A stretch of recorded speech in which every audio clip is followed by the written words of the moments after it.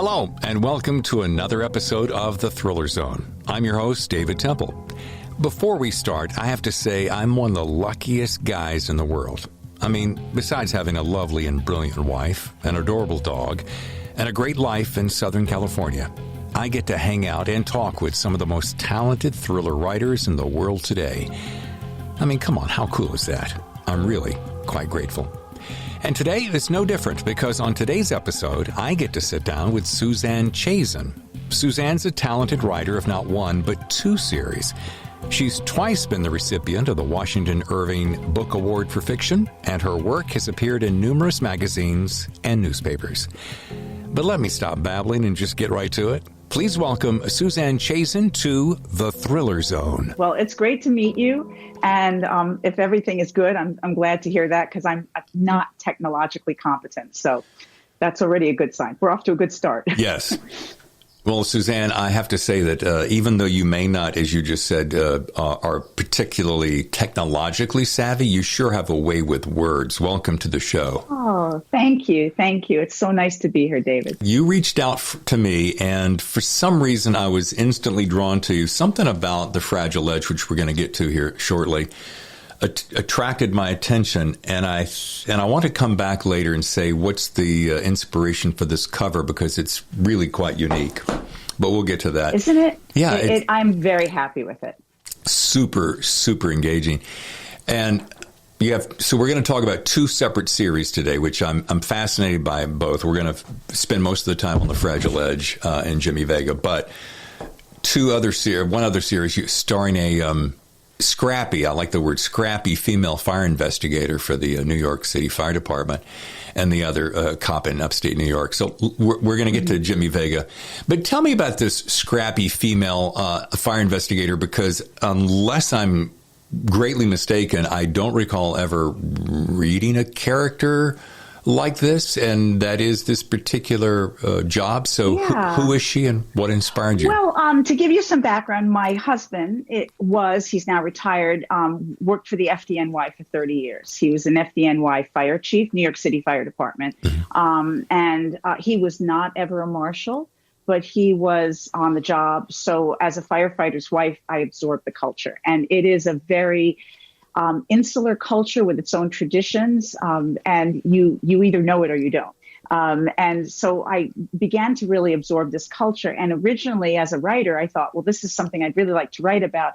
But as a woman, I felt that while I certainly can, as you can see, I can write a male character, I just felt it was so much more interesting from the viewpoint of a woman. And at the time, women had just started coming on to the job in the New York City Fire Department. So I interviewed some of the women, including a lieutenant who was wonderful.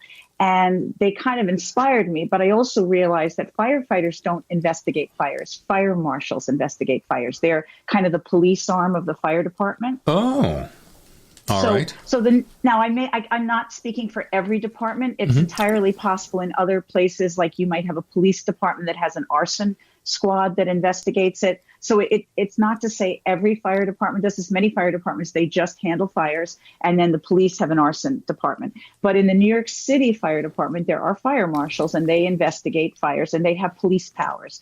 So I thought to myself, well, if I'm going to write a mystery, I've got to write a mystery with a cop, and the cop then has to be a fire marshal. So that's really what happened. But I was really loved writing about fire. I mean, fire is fascinating because fire has no soul. You know, normally when you're dealing with, a thriller, you're dealing with an evil enemy who is desirous of doing something, even inadvertently. I mean, maybe they have other goals, but in the process of their goals, they're killing people. Fire doesn't care if you're good or bad. Fire doesn't care what happens. Fire is just this fire, and it consumes everything. So I loved writing about it.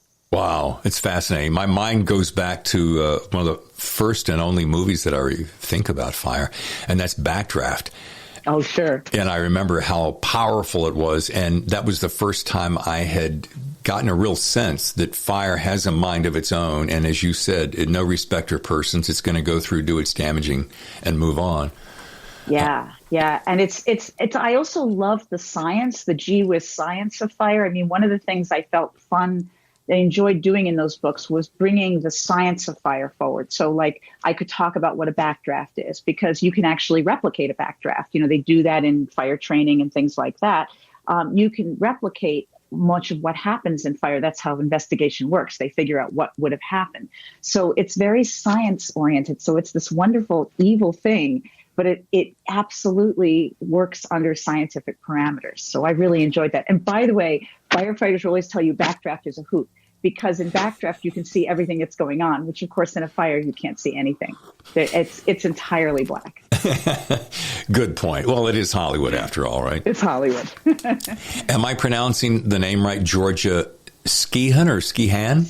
Skeehan. It's an unusual name. It actually was, I was going to go with Sheehan, but I really wanted a unique name. And there was a firefighter working at the time. I didn't even know him well. It was working my husband's company, and he had the last name Skeehan. And I thought, that's unique. And I wanted a first name that could be done into a man's name, because she was named after her father, who died in the line of duty. And I wanted a last name that was unique, but also had that nice Irish New York City firefighter sound to it. Well, mission accomplished. Georgia Skeehan. Whenever I hear, I'm from the South, so whenever I hear Georgia, I always have to say it, but Georgia. So Georgia appears in, let's see, The Fourth Angel, Flashover, and Fireplay. Now, logical question here, is there going to be a fourth in that series? Right now, no. The publishing business isn't that friendly to old series, but I do have good news. It is going to be in audio, which is not all these years. We don't know exactly soon. It's coming from Tantor soon. I've heard the contracts are coming. So that's a big thrill to me, because so many readers really like books now in audio. And Georgia always, in my opinion, learned itself very well to audio. So right now, I'm hoping that maybe we'll develop an interest from the audio market, and that might lead to more Georgia books. I won't bore you with statistics, because I'm sure you're aware of most of them, but it is interesting to know that audiobooks is not only becoming more and more popular with listeners, but it is projected to continue its meteoric rise. I mean, yeah. I think it started probably with the COVID movement, and it has just grown since then. We're all doing double duty and everything that we do on a daily basis, and it's just become kind of second nature. I want to go back to something, because this show is for thriller writers and readers, and the writer part, what got my attention was you said that publishers aren't hip, you didn't use that word, to old series. Do you mean that by this is a really old series, or do you mean they? No, I mean that the economics of publishing, as I'm sure you know, because you're also a fellow author, the economics of publishing are very difficult now. And I think when a series existed, I had the bad misfortune in both of my series of kind of happening to write something before the events that basically made it popular. But once the events made it popular, it also made the series like a little bit cringy for people to read about the fiction of it. So what happened is I started the series, and I started working on it. It took me about 5 years to write the first book, and I started long before 9/11. And my first book came out right before 9/11. My second book was wrapped up by that point, and my third book was under contract. It became more difficult right after, the third book came out originally in 2003. So they're older books, but they're still very, very, very popular now, because they can be downloaded all the time, and people buy them secondhand and downloads. But the long and the short was right after, 9/11 happened.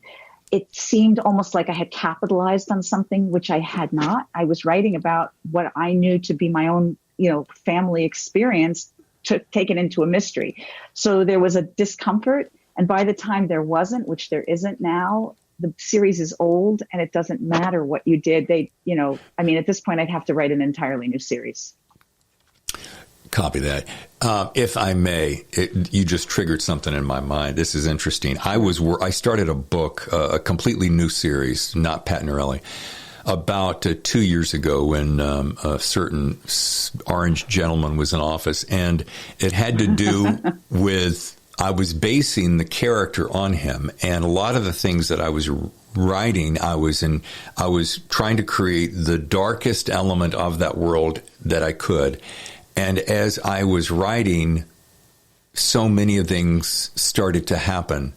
And to your point, I was like, I feel kind of weird about this because by the time I finish it, you just made the greatest point. By the time I finish it, it will feel as though, somebody just dictated off of what was happening and capitalized on it. And so I've put it aside. But boy, it's hard because when I wrote the fourth book in the Jimmy Vega series, I actually, in the Fourth Angel series, the developer in the first book is the orange one, because in New York, we've known him and had the pleasure of him much longer than you have. So I had him as a developer. He was my Sloane Michaels character. And then when he was the very first saying there's no way he'll ever run for president, I decided to make him my county executive in my fourth book and to kind of do a what if scenario. By the time the book was published, of course, everything had already happened. And again, I felt like, oh no, this is not what I wanted to do. And I have this uncomfortable habit of calling the future, but not meaning to. So. Oh, that's hilarious. So speaking of Jimmy Vega, let's get to him because he's an interesting character. This is the second series, and I'm reading where he's being called a flawed but humane cop navigating the world of the undocumented in upstate New York.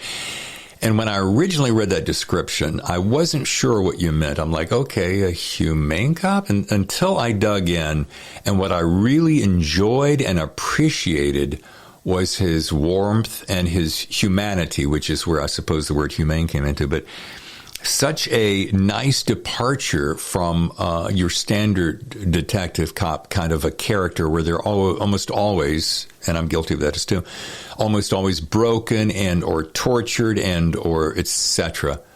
But Jimmy's not quite like that. Let's talk about him. No. And I want to go back to something. Early in Lee Child's career, he and I knew each other pretty well. And I remember that one of the things he first said when he was writing his Jack Reacher character, he said that he was tired of reading about cops who were, washed out drunks and they were divorced and they were broken. And that was precisely what he didn't want to do with Jack Reacher. Jack Reacher wasn't broken. Whatever he was, he liked the way he was, And with Jimmy, I don't know if he likes the way he is, but I also kind of felt like, well, Jimmy is divorced, but I felt that I was really going for a different kind of guy. I felt that he was going to have to make a lot of controversial choices in the books, and people might come to it with a mindset of either wanting a superhero cop who, is like vanquishes all evil, or they want someone who is just, emblematic of all the problems that people feel are in the police today. And I didn't want either. I wanted a guy. And I also wanted a guy who, like, one of the things I found in both the fire department and the police department is people think that everybody in those jobs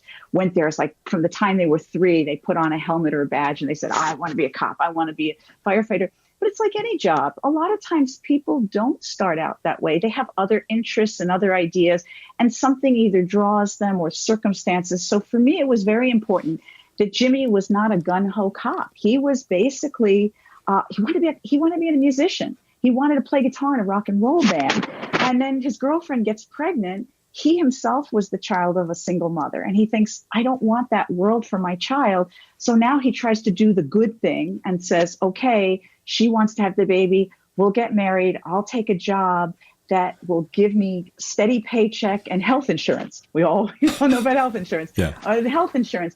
And so he kind of grows into the job. And I think what I really want to do is the exploration of what is that like? Because I think today people either tend to see a police officer in two camps, either the hero or the villain.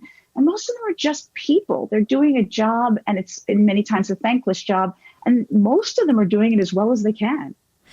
I don't know if this makes me a sap or I'm just super sensitive, and I can't say that I very often get teary, especially in a thriller. But and I won't ruin this, but at the end of the book, there's a scene that he does something for his girlfriend, and for some reason that swept me away and made me go, "Wow, that's so tender about this guy's guy, how I'm doing," and it was. Yeah. I just love that. And I'm going to pull this out because I love this line. Sometimes I'll highlight lines out of books that I love. And it's at the very last page. And for some reason, I read it 3 times because it really is a poignant line. It's not going to ruin anything for anybody. Family is that string that always pulls you back to the place that you came from, even if you can't go there anymore. Yeah. Love it. But, it's wonderful that you pulled that out, because actually, if someone said, what is the theme of this entire series?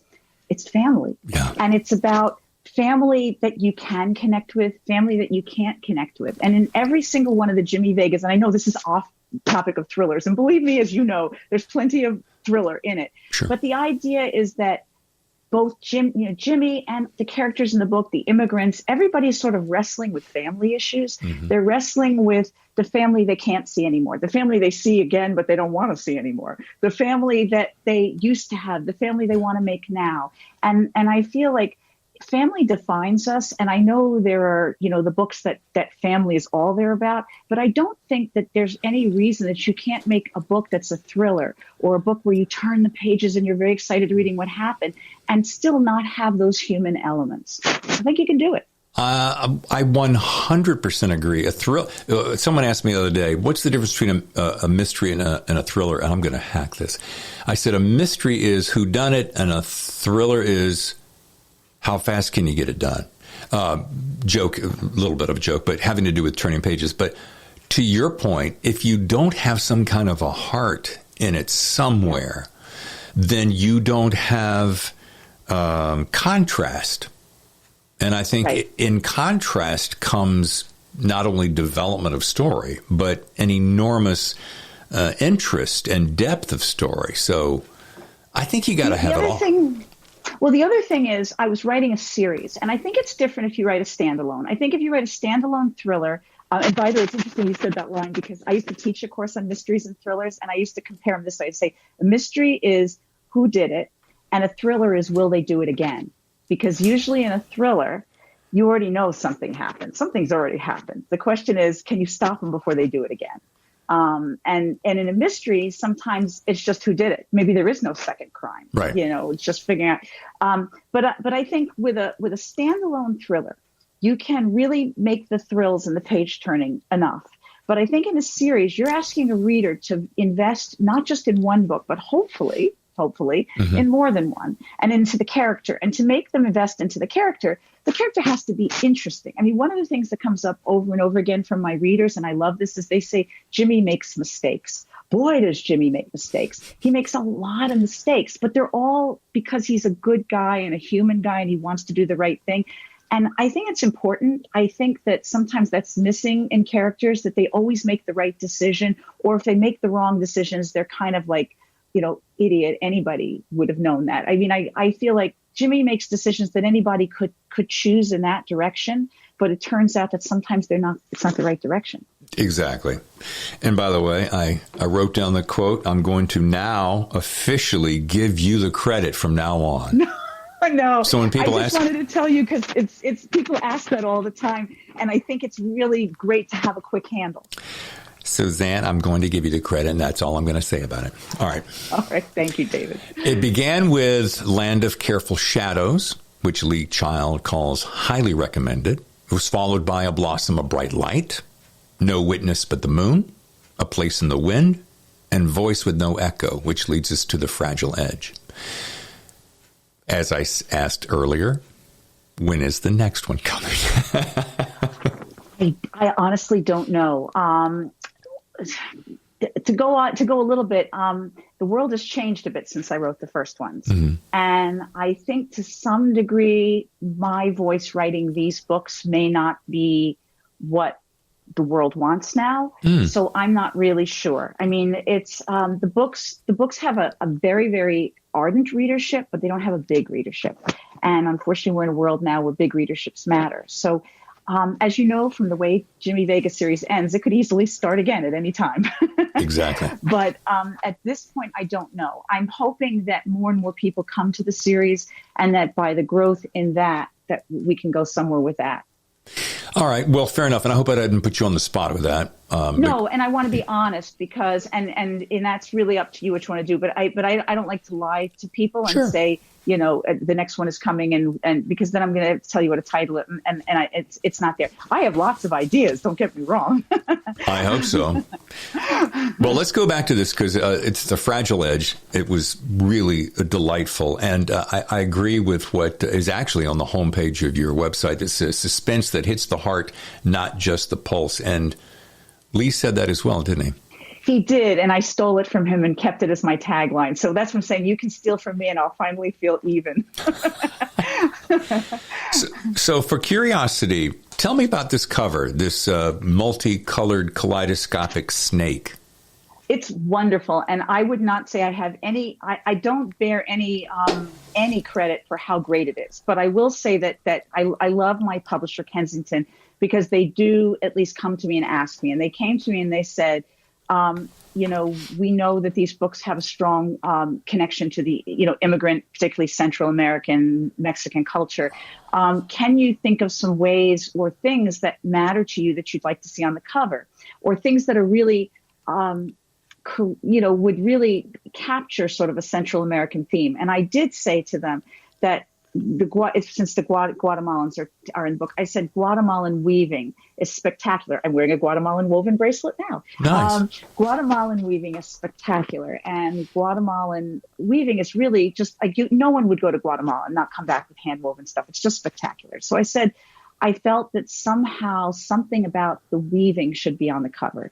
And that's really all I said.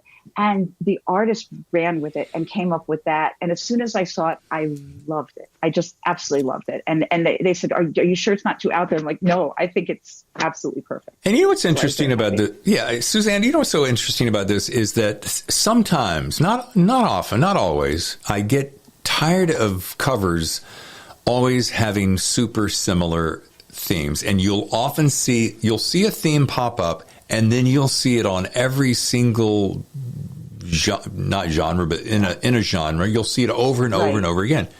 You're not going to see this again, and that's another reason I liked it. It's funny. My one of the bookstores that I work with just said to me the other day, "This will attract people just by the cover. The cover is great." And I'm hopeful. And, William Kent Kruger's line is on the front, which he's a doll. And he's an amazing, amazing writer. His blurb for the book. And I've been fortunate. And every book, by the way, I just want to stress to readers, every book is a standalone in the sense that while obviously it's best to read the whole series, you can pick up any book in any order, and you can do just fine.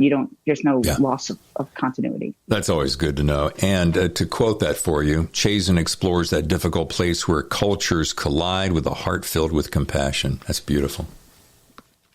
And back to an earlier mention that you made, which was my very next point, centering around immigrants. What kind of, it made me curious, what kind of upbringing, background did you have, and how did that influence your writing? Yeah, I'm not Hispanic, but my father was born and partly raised in Russia and then came to this country. And my mother was born and raised in England and came here as an adult. They met here. Both of them were orphaned pretty young, so they didn't have much family. They married in New York, and I'm their only child. So I grew up with my father's extended family, who would come over and speak Russian. This was in the 60s when that wasn't always so cool. And I would say, "What are you all speaking?" And they'd say, "English. We're speaking English." They were terrified. I used to be, growing up, told that if someone asked me what Chazin is, to say it's French. Chazin is not French. But it was all this like fear surrounding it. And then we moved when I was about 8. We moved to a little town in New Jersey. We lived in Manhattan. And then we moved into a little town in New Jersey, and everyone was third generation American or farther back. It was all American barbecues and street picnics and things like that. And my family was different. My father didn't believe in barbecues. My mother didn't like Halloween because she said that's begging door to door. I mean, I got to do it because she wasn't mean or anything, but she just didn't understand it. She's like, I just don't like this thing where you go knock on people's doors and beg for candy. The food I ate was different. So I had this a little sense of displacement. I wasn't of any religion because my father had grown up culturally Jewish, but he wasn't really religious. My mother had left Catholicism completely behind after growing up in an orphanage. So I was also in an era where everyone had a religion. And they would say, what are you? And I was taught to say, I'm nothing. And that always bothered me. Nothing. What is nothing? Wow. What does nothing mean? I'm not nothing. And so all of this gave me a sense of displacement. So what happened was when I was writing the Georgia series, we lived in a town right next to the town I live in now, three minutes away by car. And I would go downtown and there would be Central American men who would be standing there waiting for work, day work. And I realized I felt for them. Sometimes they were waiting there without even a coat on, and it was winter and it was cold. And I realized my Spanish isn't good enough to speak to them. And I felt really bad. Sometimes I would give them like those chemical warmers, those hand warmer things and stuff, but I really didn't have anything, sometimes they didn't even know what that was. Like, what is this lady giving them? Like, you do this. Like, so they're thinking like this crazy lady is hitting this thing. But anyway, so I just found myself like, who are these people? What are their lives? So I started volunteering for a local outreach center. And I began working, helping them with their computers and the English teaching classes and stuff. But I began thinking, I'm a journalist. That's my background as a journalist. And I thought, I'm a journalist. Why don't I find a way to tell their stories? And we can do an in-house book. And we can translate it into English and Spanish. And if they only speak Spanish, I can work with a translator. It's not a problem. I've worked with translators before as a professional journalist. And I thought then we could sell it in-house and make money for the nonprofit. So initially they were really excited about the idea. And I did about a dozen interviews. And then they finally read them. And they said, oh, my God, we thought you were just going to have things like, I love America. America's great. I like coming here. But I was telling the real stories. These people were pouring their hearts out on me. And they were telling me really what it was like and what happened. And I was so moved. I told the real stories. And the very first man I interviewed said to me, they will never let you print this. And I was only using first names. So I wasn't identifying anybody. And I was happy to use first name pseudonyms. But it is exactly what happened. They said, oh, my God, we can't have this. We go to donors. We don't want this. We just don't want this. This is not good. So they dropped it. Simultaneously, I got a grant from Purchase University nearby to go and do it some more. So right as they dropped it, I now got a grant to go do it more. So I went to another organization. I started doing more of it. But the same thing happened all over again. So now I was faced with 24 stories that were heartbreaking. And I felt, I owe these people something. If I can't make their stories happen nonfiction wise, how about if I fictionalize them? And then I thought, well, I can't just write them. But I thought, I am a mystery writer. I know how to write mysteries. What if I wrote a mystery that I call broccoli brownies? It's a brownie. It's fun to eat. You enjoy it. It's tasty. But there's something more to it. There's some nutritional value. And I thought, why don't I tell these people stories in a way that people who pick up the book wouldn't say, because if you write a bunch of stories about immigrants, people say, I'm not interested in that. I don't want to, it's political. I don't want that. But if you write a mystery, and I've had so many readers say this, I didn't have an opinion. I didn't have a thought, but I read this mystery and I just have a whole new feeling about things. And I tried to write it agnostically in the sense that I wasn't looking for a political viewpoint. I just wanted to tell people's stories, and I wanted to tell it in the context of a page turner that would be exciting, that you would say, who did it? What's happening? What's going to happen? But I still wanted the reality of that. I didn't want someone to come away and go, that's totally false. I wanted it to be real. That's the story. Wow. Well, it so shows up in this story. The layers, the immigrants, the families, even the little nuance. There was this scene where mother and child was going to go out and work in the field, and the guy picking them up said, go get do you have a long sleeve shirt and boots? And they were barefoot. And I mean, that was such a powerful scene. Yeah, because what I try to do very often when I'm doing these scenes, not only is to speak to people who've really experienced it, which I have, but also to put myself in a situation and to say, all right, I'm thrown into a situation. What wouldn't I know? And I can think of how many times in my life I've shown up with the wrong clothes to things. And so this mother and daughter, they've never picked fruit before, not even in their own country have they picked fruit. And this, by the way, some of this was informed by one of the most touching stories I ever heard. I talked to a man who was an engineer in Colombia years ago. He was an engineer.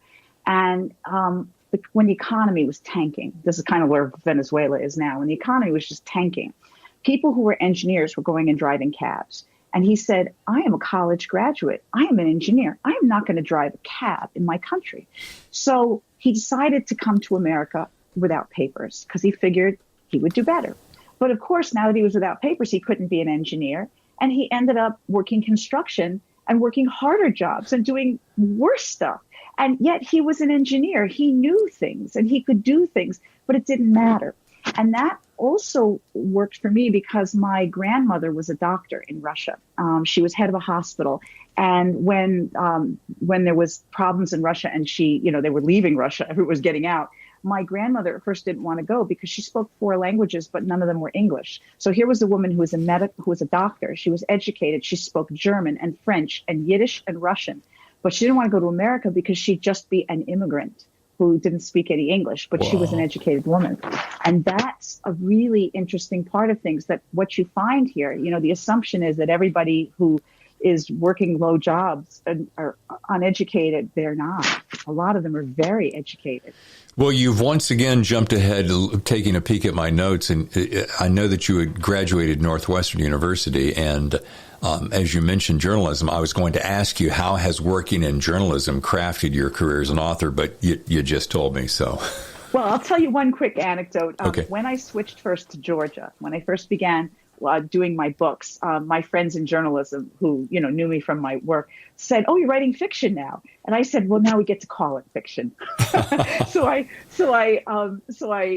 joke that in all of journalism, there's a little bit of fiction, and in all of fiction, there's a little bit of journalism. Nice.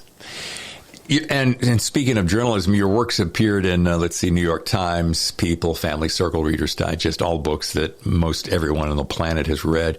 How many years of writing, because I'm coming at this question from a writing perspective, how many years of writing did it take before you appeared in the Times?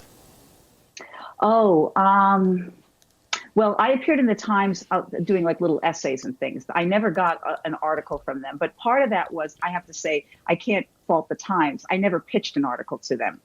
When I was working, at the time, I was working as an editor for Reader's Digest. So I couldn't do anything that was of a journalistic nature anywhere else. So I wrote essays and floated them around other places. And some of my essays did op-ed pages and things like that. So it was that kind of thing. It was op-ed work. But the Times can be strange. I mean, it's an incredible paper. I mean, absolutely incredible. But they have their internal dial of what they're looking for, and you either hit that dial or you don't. I think that's really what it is. It's hard. I'm with Suzanne Chazin, and this is The Thriller Zone. We'll be back right after this. And now back to the show. I have had some really incredible stories as a journalist. I did a piece was one of the very first pieces on the man who discovered that ulcers were curable. And he went on to win the Nobel Prize in medicine, and I got thanked in his Nobel Prize speech. So I was very happy about that. But anyway, when I first met him, I discovered that when his centrifuge breaks for his, what a centrifuge to, like, when you're trying to like mix chemicals and test tubes, you spin them around to get the test tubes at like different densities. Well, his centrifuge broke. So he used his family's ceiling fan. He tied the test tubes to the ceiling fan, and I got to see that in action. He had specimens in their refrigerator that next to his wife's cooking. so that was definitely fun. I mean, I'm going to say for the record, that's better than the person setting the house on fire. So nicely done. Yeah. No, nobody set my house on fire because First of all, when I do an article, I'm usually in their house, not mine. Okay. And I'm very careful about letting anyone around matches around my house. But I have had amazing and wonderful people who I've gotten to interview. I mean, it's been a crazy time. I mean, one of the things I loved was I was in an era when when a story was needed to be done, they flew you wherever you needed to go. So I, been on the Navajo reservations, being able to went to the sweat lodge thing. I did, I've had opportunities. Are you hearing me okay? I'm hearing a strange. Yeah, you're coming and going. So I think your microphone is moving. Am I okay right now? Yeah. Am I okay now? Yeah. So I've just had great opportunities to see different people in different worlds. I have been threatened. My life has been threatened by the boyfriend of an interviewee who basically took a knife to me. That was fun. So yeah, I've had a variety of interesting experiences as a journalist. And I think one of the things it really helps as a fiction writer is when you've experienced things for real, you can write about them in the other stuff. Like, for instance, before I ever did the Georgia series, the FDNY series, I spent 24 hours with the FDNY's rescue unit. And that was a really amazing experience. And I got to write about it for a magazine article. But I also got to experience things I would never have experienced either vicariously through my husband or through my fiction. I mean, just the smell, riding on the truck, the incredible potholes in New York City and how you have to hold on because you will fall in the back of that truck. The sleep deprivation, the just what it feels like to be at a fire and to have the alarms go off and have no clue what you're pulling up to. And you may be pulling up to something that's your last fire. And of course, this all sounded melodramatic before 9/11, but of course we know it's not melodramatic. I have a friend who lives up in Lake Tahoe, and he is a fireman, former military, and he is, as you can, if you've been reading the news, knows that California has been suffering a tremendous amount of fires. And I said, what is the thing that scares you the most? Or that is the most challenging? He said, the fact is that, he goes, I'm an adrenaline junkie. I like that. I like being on the edge. I like serving people. He said, but the thing that causes pause is that you never know when you're heading out if that's the last fire. And he said, there's a little bit of adrenaline junkie result of that, but it is daunting. And, it is part of what keeps him going and part of what keeps him head on the swivel. But, I have family in Napa, California, so I really get what you're saying about fire because they had fires coming literally over their hillside last year, and it's very scary. One of the things I think, too, particularly maybe for forestry firefighting, but also for any firefighting, is you never know, and this is true for police, too, the most routine job could be the job that's your last. A lot of times people pull up and it looks like a 4-alarm inferno. That's not the fire you may die in. You may die from falling through a hole that no one expected. Or guess what? This is a room that was an illegal occupancy and there's no means of egress. And now you're in this room and there's no way to get out of this room and it's blocked. And like for police officers, the domestic dispute. The domestic dispute is the kingpin of ways you're going to lose your life. I mean, and it's just the standard two people are screaming at each other. You walk in and guess what? They don't like you being there and you're gone. Yeah. Or traffic stop. Traffic stop's another key one. So again, people think, it's the bank robbery in progress. It's the 4-alarm fire. It's not. I see where you're going to be appearing, launching The Fragile Edge at Scattered Books in Chappaqua. It's Sunday, right? Yes. Okay. Thank you. You're going to be talking about the pub biz and how to launch a novel, which I wish I could be there, truly. Not to jump the line, but can you tell us one of your most valued insights that you're going to share with that crowd?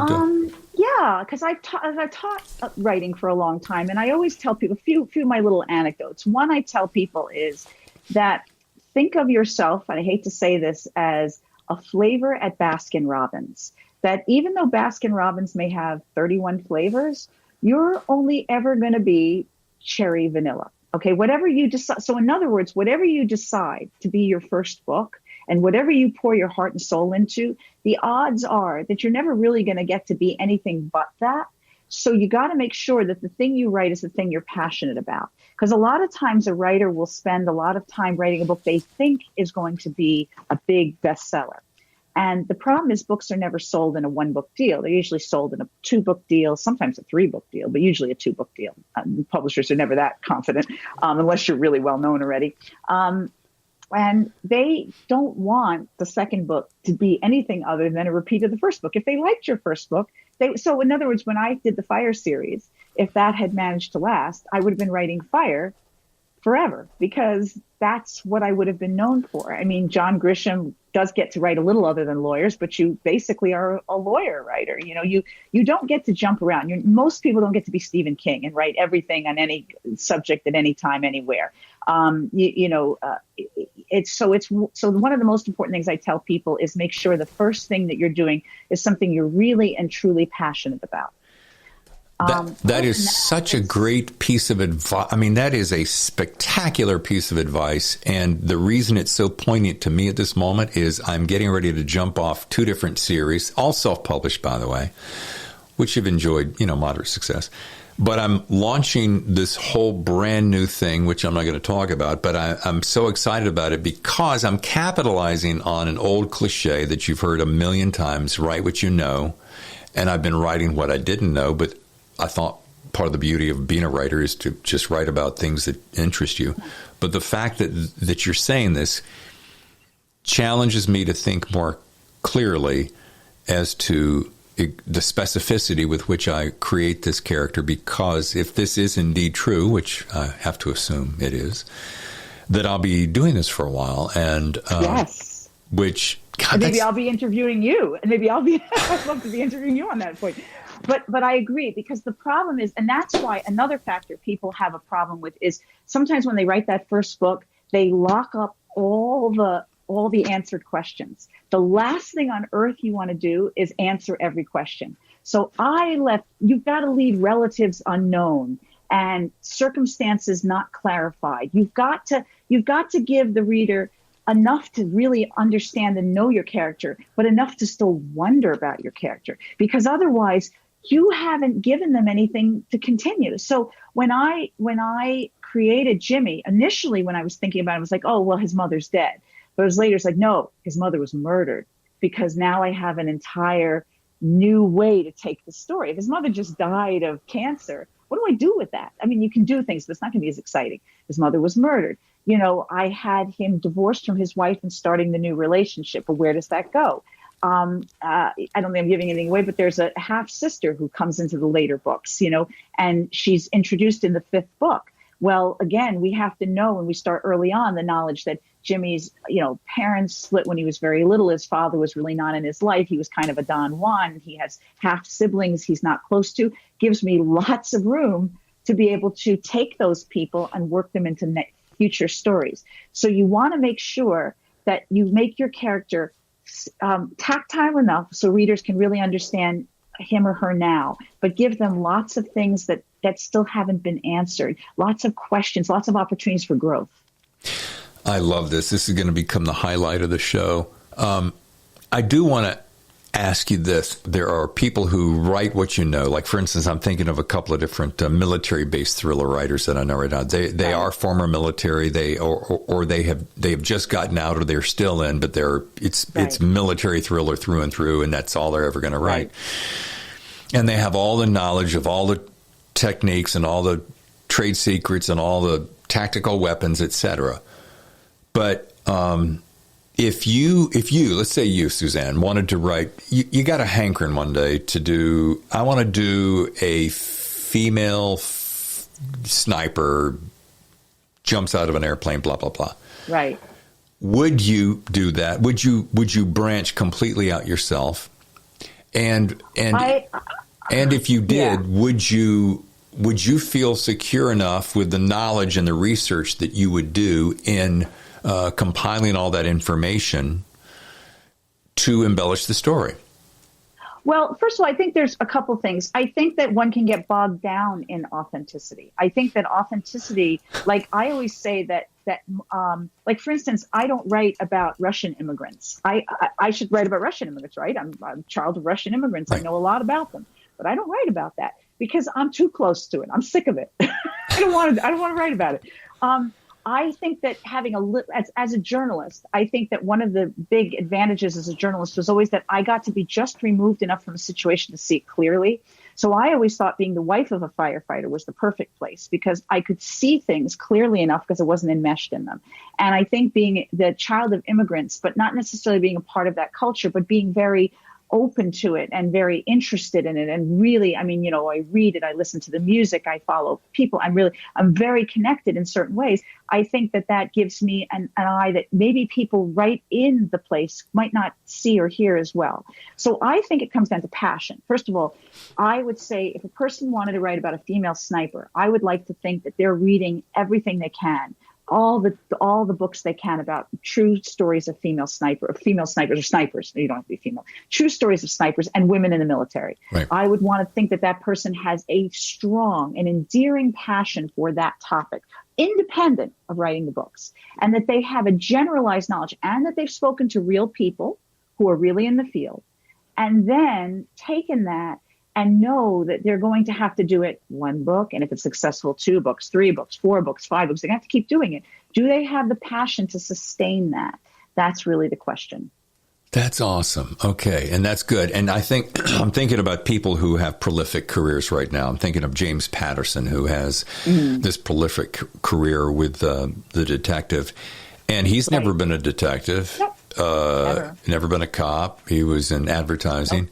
But something kept him going, and his passion his passion is storytelling, and he's just so dadgum good at it. Yeah, his passion is storytelling. He has a very tight way he has a real way to do things. That's a James Patterson way. And I think that he could probably take any story about, he could take a cowboy and he could take a cop and he could take a fisherman, and he could probably tell a really good story because he's not really, the way he writes, he doesn't need a lot of depth. He needs just the semblance of reality, and then he needs to tell it in his way. Yeah. So I think that's the thing too. It depends on what kind of story you want to write. You're always going to have people, especially when you get into, by the way, like one of the worst ones is anything to do with military weapons. Because once you get into something, if you make a mistake, every single person who knows that gun will write you and tell you don't know what you're talking about. Yeah. The gun people really know their guns, and they know when you don't know it. Oh, yeah. And I don't. Yeah. But I do my research. And then sometimes people are wrong. Like, for instance, when I wrote the Georgia series, I wrote a scene in the book where a guy is in a basement of a vacant building, and there's water in the building, and he gets electrocuted. He doesn't die, but he gets a spark and things. And this guy from Colorado somewhere wrote me, I think it was Colorado, and said that would never happen. The electricity would have been cut. But the people in New York say that happens all the time because people funnel electricity and they steal electricity and they steal it and they put it in vacant buildings because they're living there, they're squatting there. So it happens all the time. So was the guy in Colorado right? Well, he was right for him. Right. But it turns out, it's not so much what's right, it's what's plausible. Gotcha. What is plausible? If it's plausible, go with it. If you were doing it again today, you've already been traditionally published. If you couldn't get an agent straight away, would you try to go to a publisher? If I was young and I hadn't been published before, I would do it. Because first of all, I'd be younger and I'd be more technologically savvy than I am now. That's one of the problems. I don't think it's a bad idea. The problem with it is it doesn't count for anything. It doesn't, if you ever want to be published by a traditional publisher, unless your sales are phenomenal that way, it doesn't count for anything. And the odds of it being phenomenal are not great. Oh. There are people who self-publish and they do really well, but when they do really well, guess what happens? They get picked up by traditional publishing. Yeah. So the thing is, I always think that the best thing to do is, the business right now favors prolificness, which I am unfortunately not. I am not a really fast writer. I really take my time and I really like to think through, and my stories are complex, but it really favors fast writing. So it favors someone who can say, I've got an idea for a series. I've got sort of the big picture idea, and I can knock out the books quickly. And then you could almost do either way. Certainly traditional publishers the best way, but if you can knock out a lot of books, in yourself, you might end up getting a publisher interested, because if they look and they go, oh my God, there's this back series I could publish and this person's still publishing, then it looks good.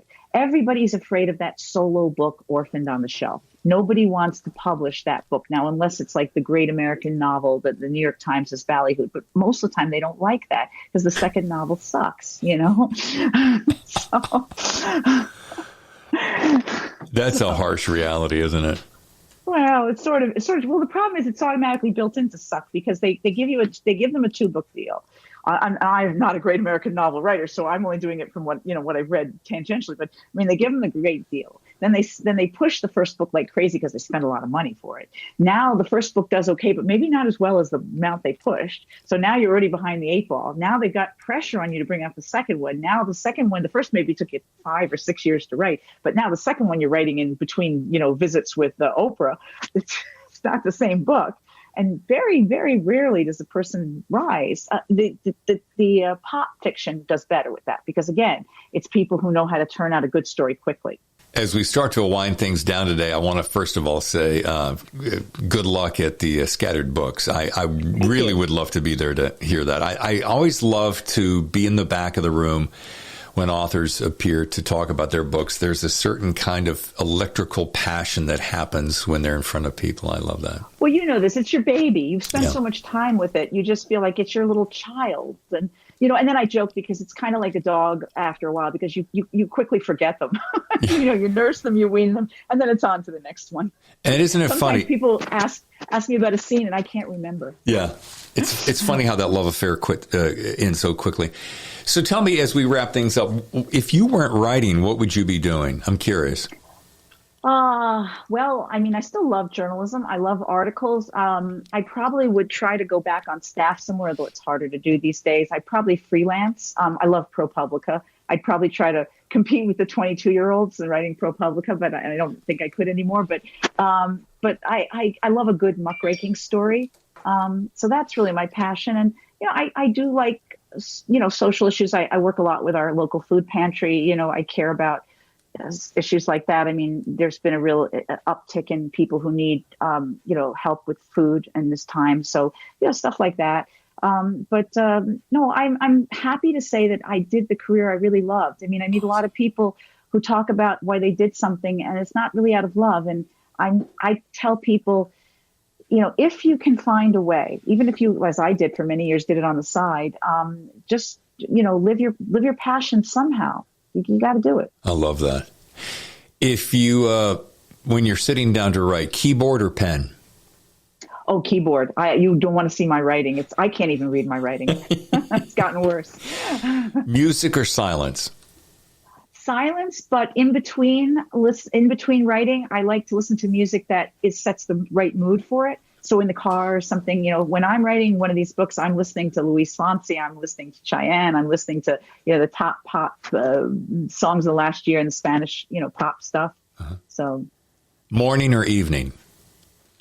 Anytime I can. I mean, my youngest just went off to college, but my life has always been, my life has always been get it where you can get it. I remember I was once in an elevator after leaving Putnam, and this guy said, when do you write? And I looked at him and said, this is not a question you would ask any mother. When do I write? Whenever I can. Yeah, exactly.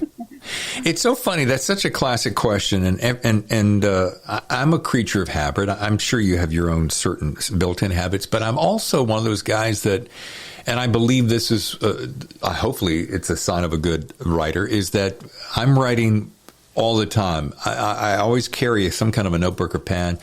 And because those ideas that come through the ether, you want to grab them because you don't know if they're going to come around again. I would love to do that, but unfortunately, every time I got a good idea, it's in the shower.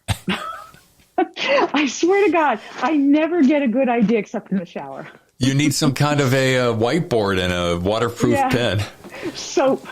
All right, last question here. It's two-parter. If you're having dinner with two people you've always dreamt of meeting, so that's the first part. Who would they be? Oh, these are like the college Zoom questions. That makes me terrified. Okay, go ahead. Super easy. Dinner with two people you've always wanted to meet.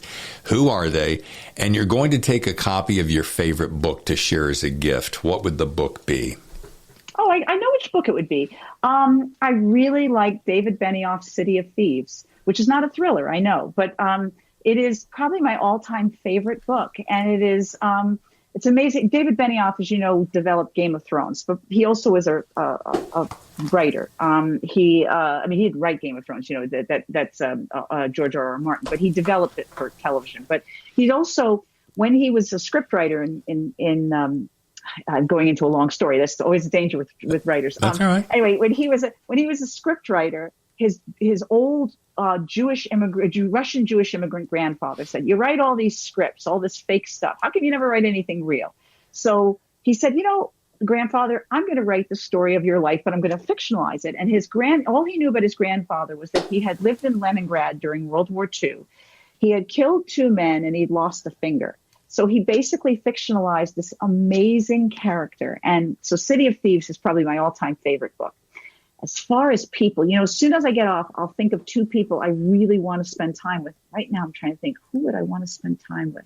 I mean, from history or because... It can be living or dead, and it can be anyone, and this is not a high pressure...